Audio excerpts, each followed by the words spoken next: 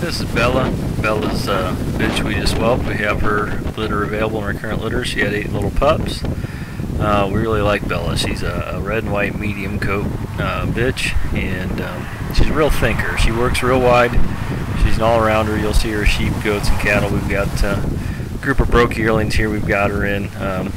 These are bred heifers. They're actually springers, most of them. And they know Bella, and Bella knows her. We're out in a 50-mile-an-hour wind. This is an awfully windy day. It's not a nice little light breeze you see blowing there. It's tremendously windy, even though the sun's out and the grass is green. It's just a blustery, awful, raw day. To the left-hand side of the screen, there's a barn, and these cattle want to go in it. They do not want to be out in this wind.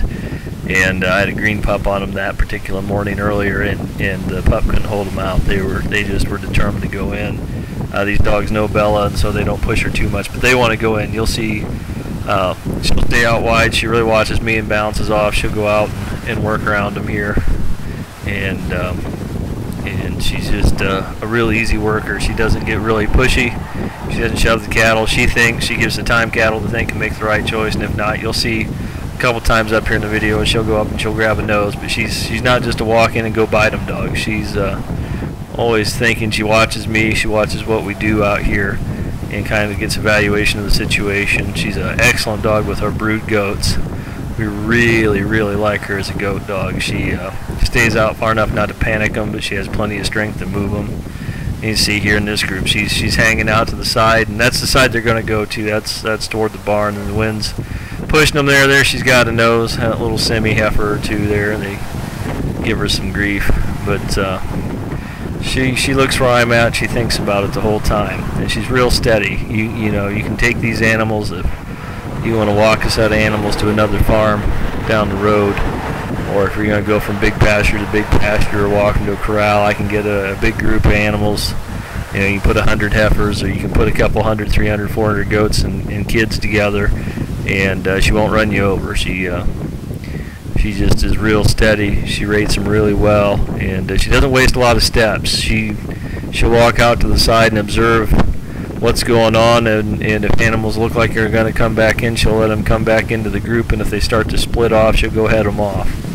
But Bella doesn't waste a lot of energy wearing back and forth. She doesn't just run around all the time, and she does a really good job of trying to keep an eye on the handler and see where we're at. And it doesn't matter what we're on.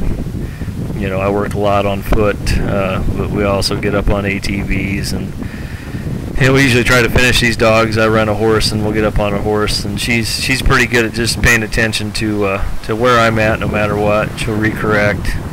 You'll see her come around and check on me, and if she's off balance, she'll just move right out around and balance back up. But this is just out, just showing off Bella, and just letting you see how she thinks, and she's a slow, steady worker. We really do think we have good hopes these puppies will develop some of that same problem-solving skill and ability to look around and to not necessarily get up and scatter animals all over. Folks that are going to work mixed groups of animals that have sheep and goats, or have sheep and cattle, or goats and cattle, that need a dog that's not going to scatter them and run them all over. We think this is going to develop into a good line for them.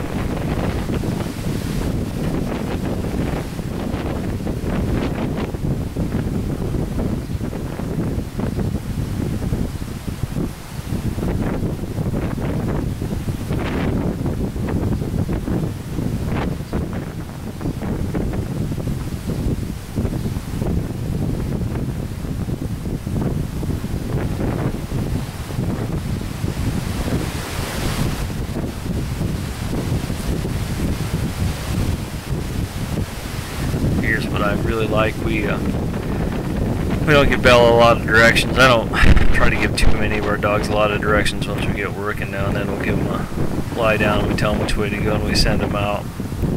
I like to be able to use the dog to hold a group. We do a lot of work with the sheep and goats. If they need a foot trimmed or a pink eye treated or anything done there, you know, we can grab them with a leg crook, and I expect the dogs to be able to keep them calm. You know, this group's got a lot of mixed breed heifers, and we've really got them steadied down. If a guy needed to give them a shot, you can give a shot to most of these just standing there. I've got a little injector pole with a little dart syringe that I'll stick in them and self-inject as they walk away and fall out. And if a guy needs to treat a foot rot or a pink eye or put some wormer on any of these animals, you just take the dog and walk them into a corner and do what you needed to do. You wouldn't have to run them down the road to a corral. If you were on a rented property without corrals, you wouldn't have to trailer them.